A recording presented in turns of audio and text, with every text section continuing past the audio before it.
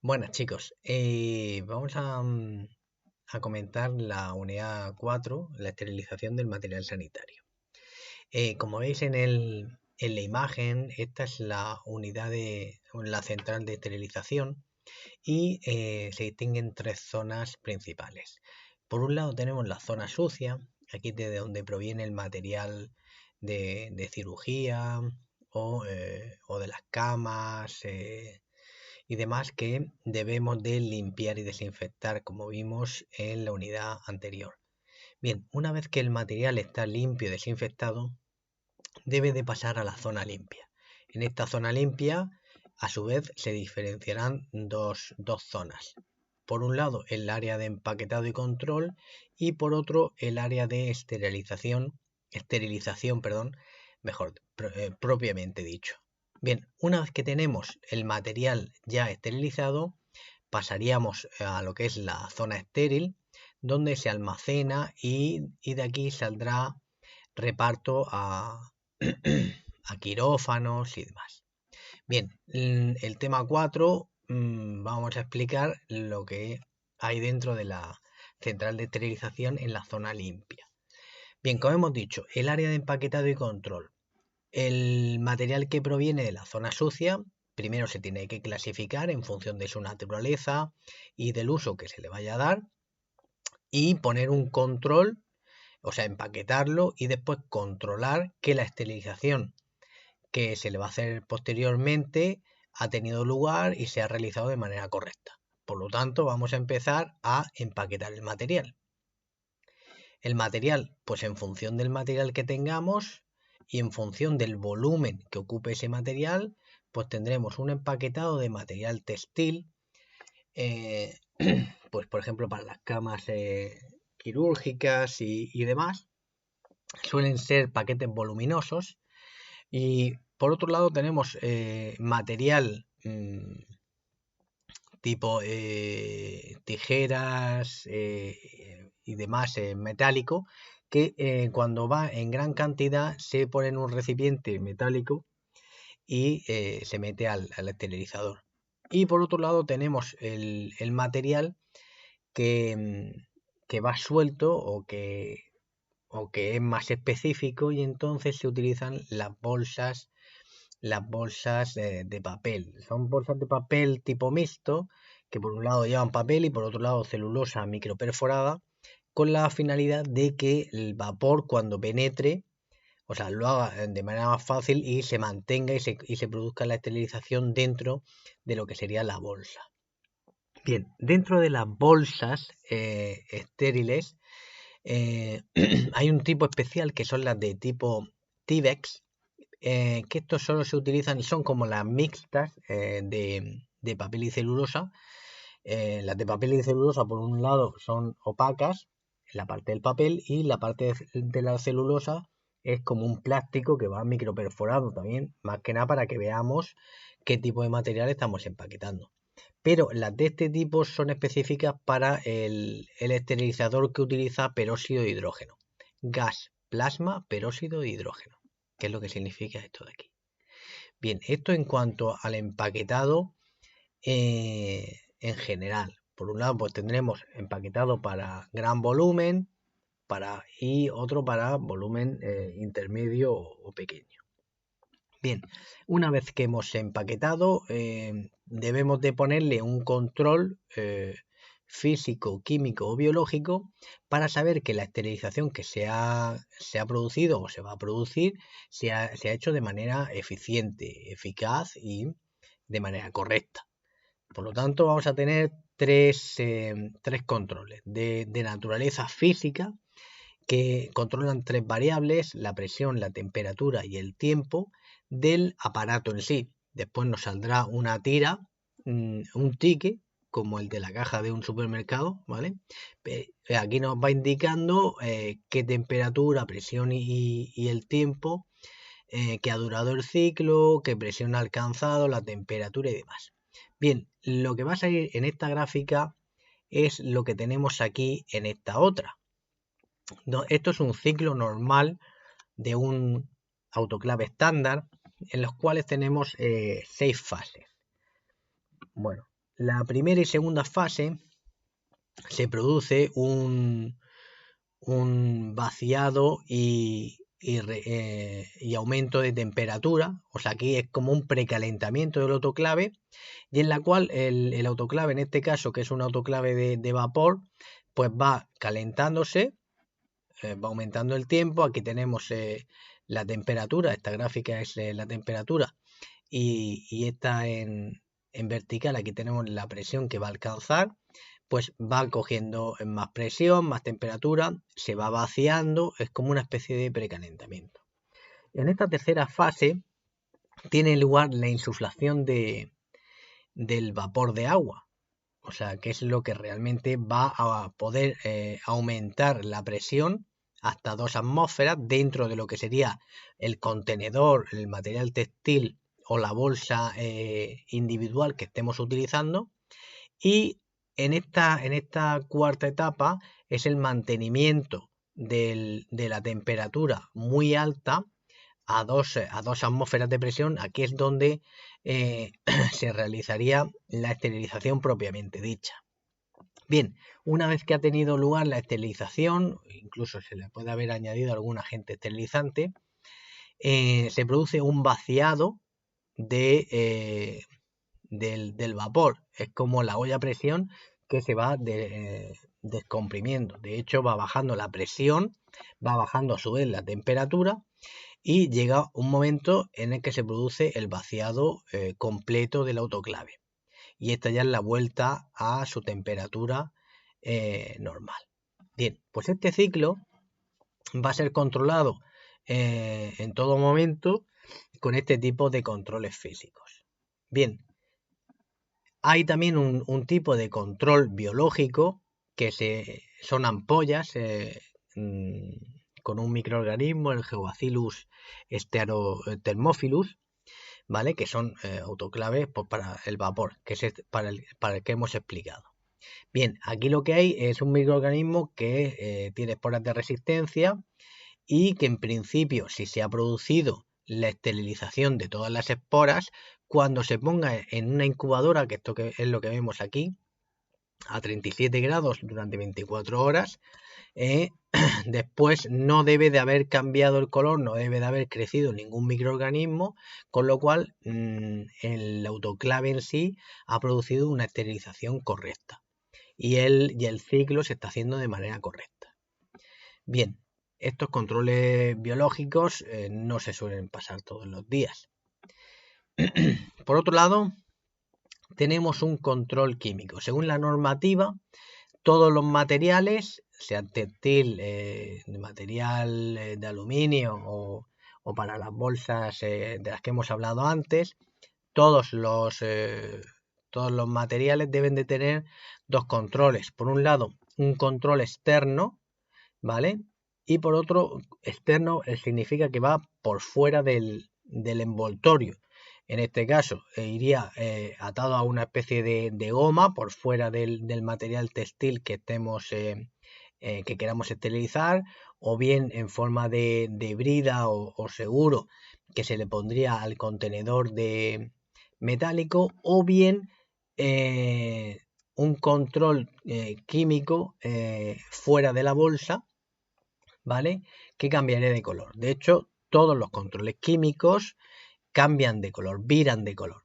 Tenemos un color, en este caso os he puesto este ejemplo en el cual la tira reactiva comienza con un color marrón, y si se produce la esterilización correcta se viraría a un color verde, ¿vale? No tiene por qué ser siempre así, ¿vale? Pero esto os lo he puesto como ejemplo.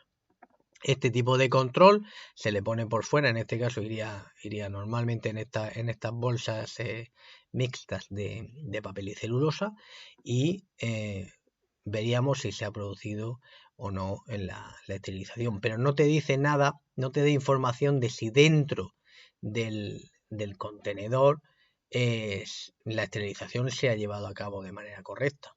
Para eso utilizamos dos tipos de controles químicos, que son el I4 y el I5. Si os dais cuenta, el I4 y el I5 coinciden con las fases de esterilización del autoclave de vapor y de la descompresión del, del autoclave. Bien, de hecho tenemos varios controles internos. Está el I3, I4, I5 y el I6. El I3 es un indicador, un control químico interno que está ahora mismo en desuso y que es solo controla un parámetro. Bueno, no me voy a parar mucho en explicarlo porque lo que más se utiliza son los controles químicos de tipo I4 y I5. Los de I4 son para pequeños, es un control químico interno multiparamétrico, significa que va a controlar varios parámetros. En este caso, la temperatura, como vemos en la flecha, ¿vale? Va a controlar la temperatura y la presión, ¿vale? A la que llega. Por lo tanto, y se utiliza para pequeños envoltorios, por tipo contenedor o bolsas en los cuales se haya metido pues, varios instrumentos. Los de el I5 es un indicador gradual, o sea, mide todos los parámetros, es multiparamétrico. En este caso, mide todas las variables del ciclo, tanto la presión, la temperatura, el tiempo, la presión, la descompresión, o sea, la salida del vapor, la vuelta a su temperatura ideal, ¿vale? Y por otro lado tenemos el I6. El I6 son controles que se utilizan para controlar un ciclo específico de un autoclave. Veremos ahora después que los ciclos de los autoclaves pueden ser ciclo flash, ciclo rápido o ponerle algún ciclo específico para un tipo de material, ¿vale? Pues entonces se utilizaría un control químico interno, ¿vale? Que sería el I6. Bien, aparte del control externo, que se denomina E1, los internos, que son los más utilizados, el I4 para paquetes pequeños, el I5 para paquetes grandes y que es multiparamétrico. Tenemos también unos controles que son especiales, se denominan por las siglas S2, aquí no lo he puesto, ahora después lo veremos con más detenimiento, y que son unos controles que se hacen a diario para controlar el autoclave de vapor, ¿vale? Para ver si ha expulsado de manera correcta el vapor de aire y tanto si entra de forma correcta como si sale de manera correcta. Entonces, este tipo de controles son controles especiales y uno de ellos es el denominado el papel indicador de Bowie-Dick. Veremos más adelante. Bueno, una vez que ya hemos visto cómo controlar la esterilización, pasaríamos a lo que es pasaríamos a lo que es la esterilización propiamente dicha. La esterilización puede ser física, por agentes físicos o bien por agentes químicos. Aquí tenemos dos iconos. Esto significa que la esterilización se va a realizar de manera física, pero por radiación, por eso tenemos aquí una R. Y tenemos otro tipo de esterilización que va a utilizar calor, ¿vale? En este caso es vapor de agua. Por otro lado, tenemos la esterilización química. Vamos a empezar, por tanto, por la esterilización física. Esterilización física es que se puede producir por radiación. La radiación puede ser de dos clases. Radiación ultravioleta C. En este caso es la más común en el ambiente hospitalario. Este tipo de radiación no es ionizante, esto significa que tiene bajo poder de penetración, por lo tanto se utiliza sobre todo para superficies, ¿vale? Tenemos por tanto que tener en cuenta que la radiación ultravioleta C es para superficies y no es ionizante, se utiliza para ambiente hospitalario. La radiación gamma, por otro lado, es radiación ionizante. Esto significa que tiene un alto poder de penetración, con lo cual podría dañar los núcleos celulares. Esto significa que tiene que tener unas características especiales la zona en la que se vaya a utilizar, y por tanto no se puede utilizar en ambiente hospitalario. Pues las instalaciones tienen que ser específicas. Por tanto, estos se utiliza para la esterilización, pero en ambiente industrial, por ejemplo, pues para zumos o para, en este caso sería para antibióticos y demás, ¿vale? Y se basa, recordamos, en que tiene poder ionizante. Bien, vamos a ver la esterilización física, pero utilizando el calor. Bien, como veis aquí, el calor puede ser seco. Os he puesto en este caso un horno de leña, ¿vale? Para que veáis, bueno, la esterilización es simplemente, os he puesto esto para que os quedéis con la idea. El calor puede ser calor seco o calor húmedo. El calor húmedo, para que tengáis un ejemplo a modo doméstico, sería el que se utiliza en la olla a presión, ¿vale? En la que podemos utilizar en las comidas normales. Vamos a empezar por el horno Pasteur. El horno Pasteur es una estufa que puede llegar a una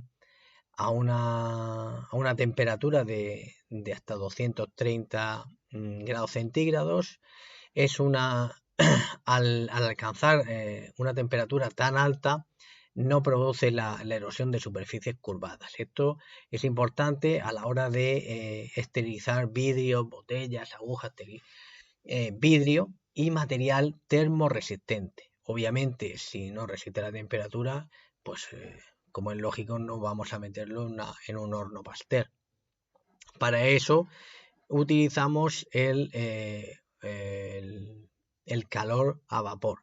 Esto significa que cuando se aumenta la temperatura y se produce vapor de agua, se consigue aumentar la presión atmosférica que hay dentro del recipiente. Al aumentar la presión atmosférica y al aumentar tanto la temperatura, se consigue esterilizar lo que hay adentro. Bien, tenemos por tanto el más utilizado es el llamado autoclave, que es el que tenéis aquí. Esto es un esterilizador que utiliza aire a vapor y produce sobre todo la coagulación de las proteínas celulares y la fusión de los lípidos de membrana. Bien, la coagulación de las proteínas es lo que estuvimos hablando en el tema anterior, que no es ni más ni menos que la precipitación de las proteínas. Por ejemplo, cuando hacemos un huevo frito, que se produce la precipitación de las proteínas y la clara se convierte, pasa de ser algo transparente a la sustancia blanca que conocemos, ¿vale? Esto se produce la coagulación de las proteínas, ¿vale? Con lo cual el microorganismo moriría. Y dentro de los esterilizadores que utilizan aire caliente y vapor de agua, tenemos los gravitacionales y los no gravitacionales o con prevacío.